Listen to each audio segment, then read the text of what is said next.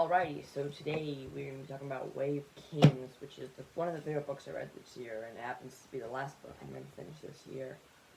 So I'm really excited for it, obviously, and I loved it. Obviously, a 5 out of 5 stars, so I'm just going to do a longer review, so we'll have a spoiler-free section and a spoiler section, and just because I wanted to get into this book and all about it. Um, First of all, I love this book, and it goes through a lot of, depth, and it's, a really, classic work of modern fantasy, really character-driven. Um, I like, all the characters were great. I love Kaladin and his journey in this, book, and, basically, I'll get into that during the spoiler section, then I love Dalinar. Shallan kind of, hit her story got interesting once she found that thing, at the climax, and, I'm not a big fan of the interludes.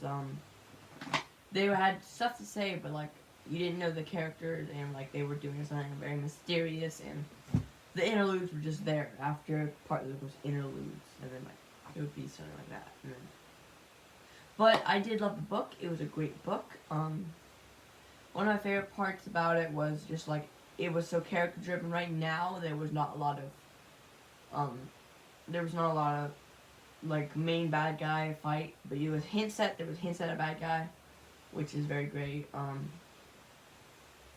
Oh yeah, this book takes place in the middle of the war.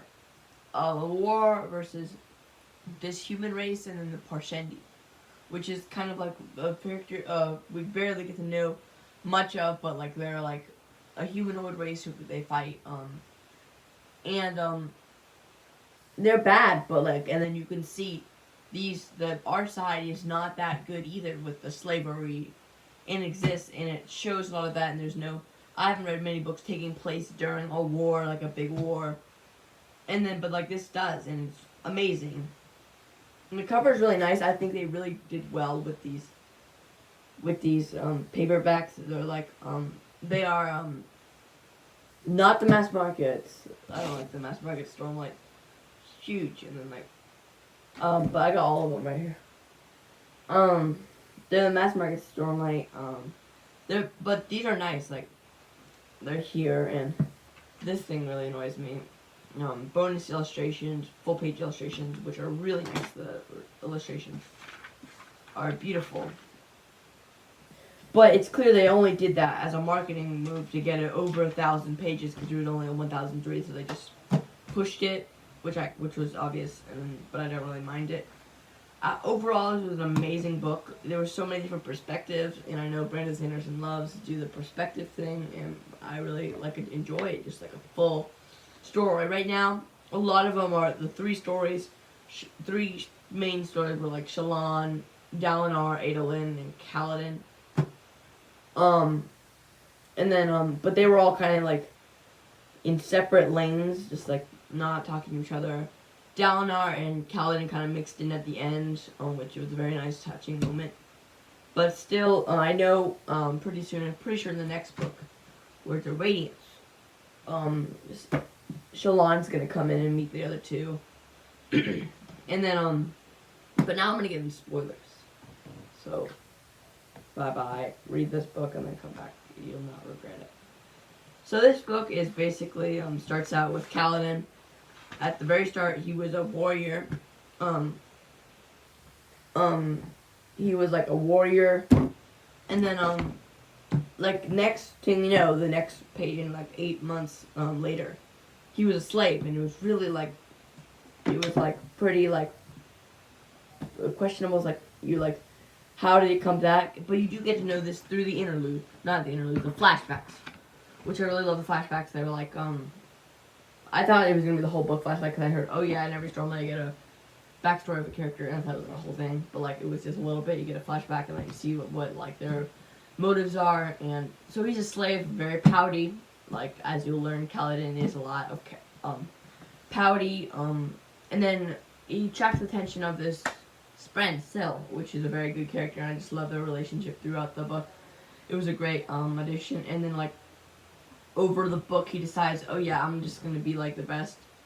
And then he was a bridgeman whenever he's, I can't, but he was a bridgeman, which basically means you were gonna die first, like first line of defense, no armor, and then he and his bridge crew just basically decide they're gonna be the best, and then you can see the consequences of that. Like some bridgemen are meant to die, and then you can see just like the consequences of them. Kaladin trying to make all of them survive. But it shows how flawed the army is. They want people to die, and it's very just like you think about it, like, and then while this is happening, Shallan was going to steal a soulcaster from a woman named, I forget. I gotta check my references, guys. Oh gosh. Yasna. It's Yasna. And then like who's related to Dalinar, I'm pretty sure. And then like she eventually gets caught, and then you can see now they're traveling to go to where they are.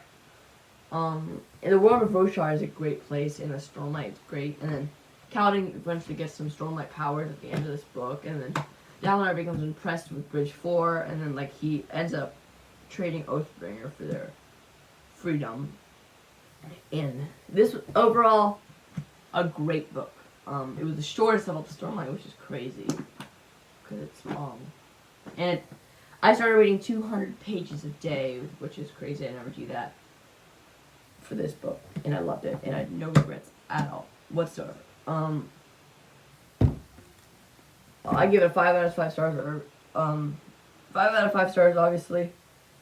And then right now, as of right now, I'm reading The Wheel of Time. My review will be up pretty soon, and got through the prologue, so yep, that's what I'm reading right now, and love this book, read it, I will recommend it to you forever and ever. So see you in the next video.